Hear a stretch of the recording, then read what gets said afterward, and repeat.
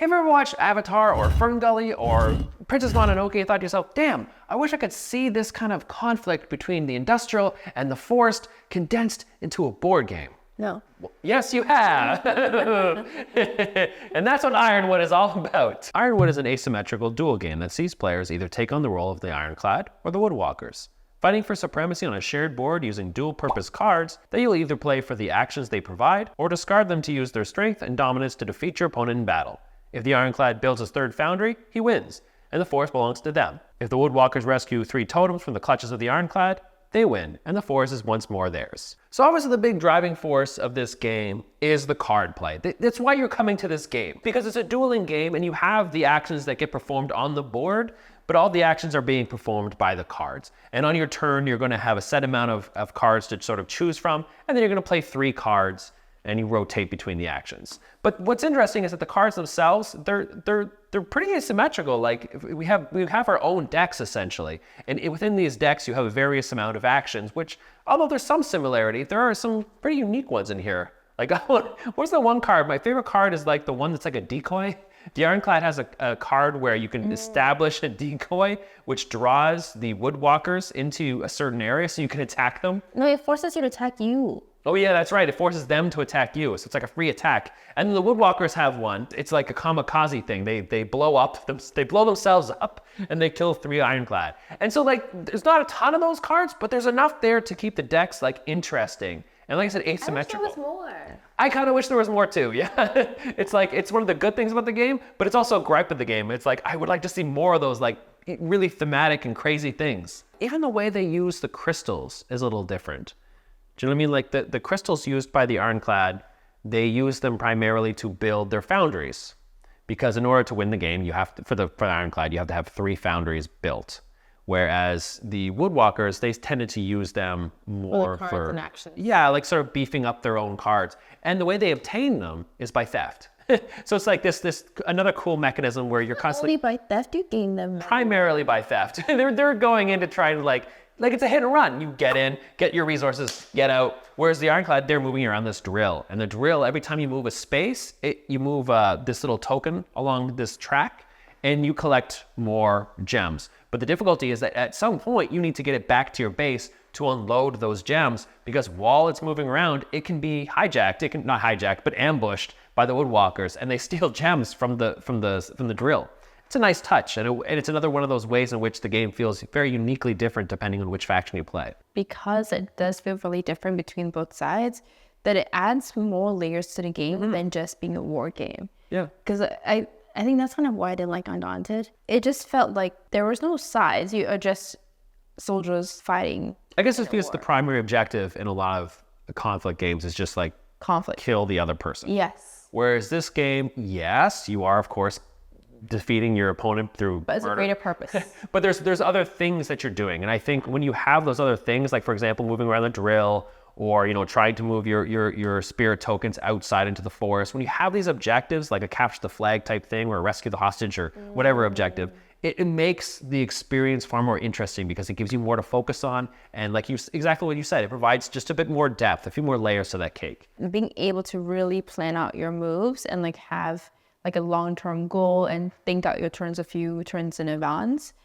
I think all those things make the game a lot more interesting and fun, and why I think the war part of it is like bearable. And I just look at the attack stuff as like the card says I have to. It's not like by choice. It's just an unfortunate addition to the actions that I have. But the main crux of the game for me was instead like, okay, like strategically, how do I grow my team? How do I do this thing? How do I move here? All that kind of stuff, which made it more fun.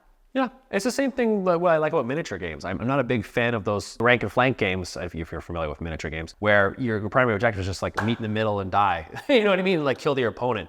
I like objectives. I like to be thinking on a bunch of different fronts all at the same time, trying to like put all this stuff in my head and figure out what I'm going to do for my turn.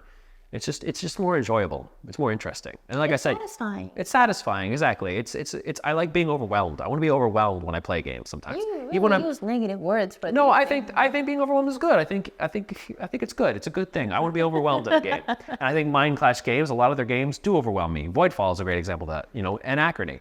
You feel a little overwhelmed, but it's a nice feeling. I enjoy when games are like that huge and the world is that immersive because I get fully immersed in it. Yeah. You know, when the games are like 20, 30 minutes long, I think that's one thing I don't like about a lot of war games too. Like you can't get your mind off just like it's fighting and then I'm really easily distracted. And so when you have like deep strategic games or really huge games like an Agony or Voidfall, you go all in. You get fully immersed into exactly who you are and you're like living in this world. And I don't know, for me, like that makes the whole experience so much more, I guess, satisfying is the best word for it, because you don't think about anything else. You can't think about anything else. Like anytime your mind like wanders off, you're like, oh my God, I didn't think about like 3 turns later. What am I gonna do? What is he gonna do? Yeah. So it's, I don't know, it's just when you get fully immersed in a game, that for me, like that moment is when you know like this game is pretty good. It's pretty nice. Sometimes that theme really helps. Sometimes it really helps to sort of push you or persuade you to feel as though you are that character or are that faction. You know, when I'm playing as the Ironclad, I'm legitimate sitting here like, fuck the trees. I'll burn this whole shit to the ground. Screw it, I hate the forest. This is why we have because they're like attacking all the factions. place. You're just trying to move your drill around. You know, you're an innocent drill guy. Move your drill around, and then all of a sudden the wood guys come out and they want to like steal your freaking gems. No, they want to preserve the Burn forest. the forest. Burn it to the ground. And when I'm the woodwalkers, I'm like, yeah, revolution. Bring back the forest. It's ours. Get out. So extreme. So extreme. But that's how it feels, and theme sort of facilitates that, and that's why theme is really important. And the theme comes out in this game, I think, in spades. And I'm a big fan of the simplicity, but still having some meat, some teeth to the combat system. The combat system, if you've played Kemet, is relatively straightforward. You essentially, you meet, you go to do your battle, and then each player can select one card from their hand, lay that face down, and then you reveal it, and then you add the attack value. It's subtracted by your opponent's defensive value, and then you remove whatever troops or whatever number left over of troops. And then you look at your supremacy bonus. Yes. And you add that to the total amount of troops you have, and then whoever is the winner and who has the highest number gets to kick the other opponent out, and they have to retreat. It's very simple, it's very quick, but again, it has a good amount of depth because there's different ways to go about combat. That's what makes it interesting, is that I could set myself up to be like, okay, you know what? I don't care so much about this area. What I want to do is just kill as many units as possible. So I'll play a high attack value. Whereas I could instead be like, okay, you know what? I think I'm going to play a high defensive value because I really want this area. So I'm going to play a high defensive value and a high supremacy value. And that's nice. It's more extra layers to what is a fairly simple system. And it's a hard decision to make as well because there's so much on the cards and so many of them are so good that you don't know which to use. That's sort of Mindclass's specialty, I feel. Like most of their games, like even though this is one of the lighter fares within their collection, you still, I sort of typify a Mindclash game as something where every turn feels a little agonizing, where you feel... That's not a good word to use. No, it's like, I said this before, it's like a beautiful agony, where every turn feels like you are being challenged. It feels like, you know, if you make the wrong choice, you're going to lose the game. I like that. I think it's interesting, and I think this game has it provides that. It really does provide that, and in a large part, it does that through the cards, because the cards are multi-purpose as well. Because during the game, you can play them for the action, so for what's indicated at the bottom of the card, or alternatively, during battle, you can play them for their bonuses at the top, which is their supremacy, their defense, and their offense. And you can only play for one, so it's a tough choice. It's like, okay, do I use this in a battle, which inevitably discards it, or do I save this for an action? It's a tough choice, and it's a fun choice. And I really like how you can do 3 basic base cards, and those are reusable, and the rest of them are one-time use only, which I don't like the term, but yeah, it's a beautiful agony. It's nice to have that conflict. And because the game's always so close, I never feel like you just want to give up or you don't care. It's painful right to the very end. And at the same time, I think even though I don't like the war games, I was surprised at how much pleasure I derived from winning. That is an important part of the duel process. Or when like one, I guess like an attack or a lot. I think depending on which one you are, both of them actually, you're forced to attack a lot, which you are. I didn't love that part, but it is a war game. I do love when I win the attack or when he attacks. Yeah, she just complained a lot when she got attacked. Yes, it would be these things attacked. Like because one of the goals of the Woodwalkers is that you have to escort your spirit outside into the primary forest, or the outer forests. And so as the Ironclad, I'm constantly like attacking her to stop So her from doing rude. that. He keeps And she's like, why are you attacking me. doing that? Why are you attacking me? It's because I want to win. That's the whole part of That's the so game. rude. Let me leave on my own. No, this is not peaceful. But so many of the Woodwalker cards, like you have no choice but to attack. Like you want to move something, or you want to do something else, but on the card it says attack. That is the primary thrust of the game for both sides. And so I'm always like, it's not my choice to attack you. The card says so I have to. And it's nice when you win the attack. But what I really like about, like, yeah, they both provide that attacking mechanism, but at the same time, like, they're very unique. And like I said at the start, this game is very asymmetrical. When you're playing the Ironclad versus the Woodwalkers, you do feel different. And it's not just the cards. It's kind of everything. It comes down to like little thematic touches, like the fact that the Woodwalkers are made of wood and the Ironclad is, of course, it's actual metal. Like, this is hefty. This is a hefty piece of metal. I was gonna say that for me, more of the difference that they've done is the strategy that you can have to see in action, but it's implemented differently. So the Woodwalkers, you have to move individual tokens. Like you only move one at a time.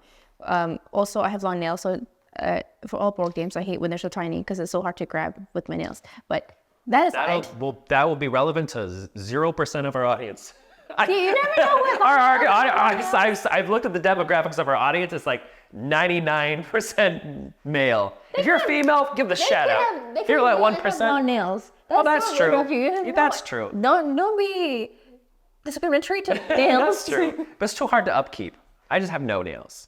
I have the nails that he like doesn't a good have. Proper Ironclad person. No nails. Utility. Woodwalkers normally don't have nails either. Yeah, that's true. But anyways, Woodwalkers, sorry. But anyways, so the Woodwalkers, you move it individually. The Ironclad people can move a whole... They're more collectivist. Troop is a term? Yeah. Clan, like a whole group. They move as a group. I'm not sure if I call them collectivists. So they don't move one at a time. You can move everything within an area to another area. And that's kind of cool. Instead of the Woodwalkers, they move individually. It's not just the movement, too. It's the way they attack.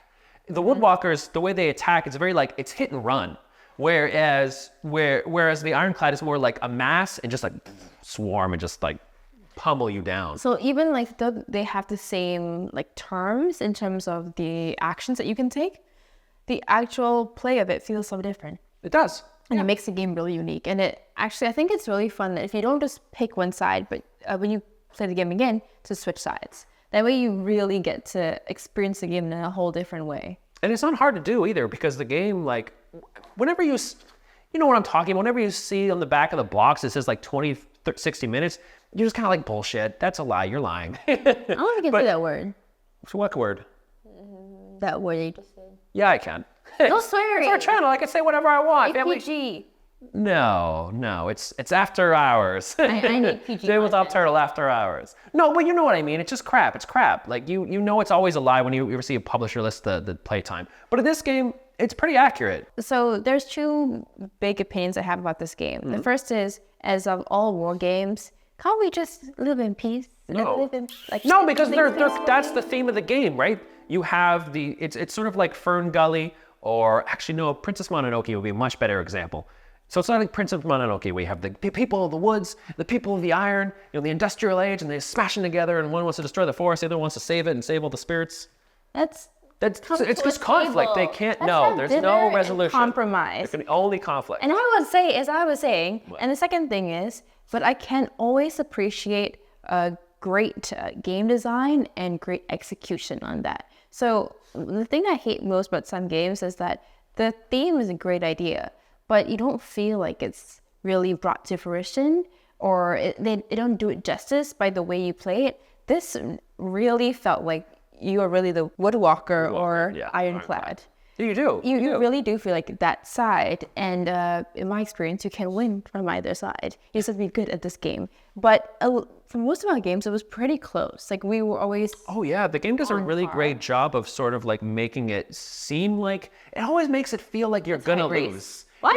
Yeah. Like it always kind of... It's just I'm gonna win. You always feel as though your opponent is like just on the verge of winning. You're like, what am I gonna do? He's just gonna win. And every game we played was exactly like that. And that sort of that ramping of the tension, it's exciting. It's interesting. It's exactly what you want in a duel game. So I think all in all, it's a really great game. It's a really great game that fits right at home in any individual's collection if they're looking for a low complexity dueling game that plays very quickly, but still has a good amount of depth despite its relatively short playtime. And so I think for that, I would give this an 8. I really enjoyed it. I consider this being my collection, being something I bust out when I have guests over. Because Plural? guests, yeah, because like I want to play with different people because they won't know the system as well as I will, and I'll just beat them. I'll beat them every time, and then I can feel good about myself. Singular guests over. Yeah, multiple guests, they'll take turns. They'll line up and they'll take turns. He likes spectators when he plays games. He wants to be They applauded. can witness me and be like, yay, go Mike, you won. Nobody's ever done that in his life. I think he needs that. But yeah, it's a solid 8. I really liked it. I enjoyed it. I don't like war games, and I said that in my video, and I'm saying that in now. That's fine. Because that I think is. It's not really a war game. I mean, it kind of is. It's more of a dueling game, but yeah, it is a light games war with game. that strong conflict. But all the other components of the game and the strategy, and I absolutely love games that have really strong theme that really make you feel very immersed in the game. So I think when I'm playing a game, I want to just be like transport to a different world. I want to fully, forget everything else in escapism. reality. Exactly. Like that's the whole point of playing a board game, is that you're in like this actual place. You're like focused in the moment. And the other thing that I love as well is games that allow for great strategy whilst being relatively simple. So for those reasons, I would give this game probably a 7. To be frank, it's the kind of game I would play occasionally, not all the time. Some games I fully love, I would happily play every day. Games where I can get very, very frustrated, like this game, because of the meanness of some people I play with, I would want to play all the time. But I do enjoy the complexity as well as the immersiveness of the game. Yeah. So I would play it occasionally. So if you're looking for, Princess Mononoke distilled into a box filled with wicked, hard, dense really metal quality and game. wood, Like high quality piece. check it out.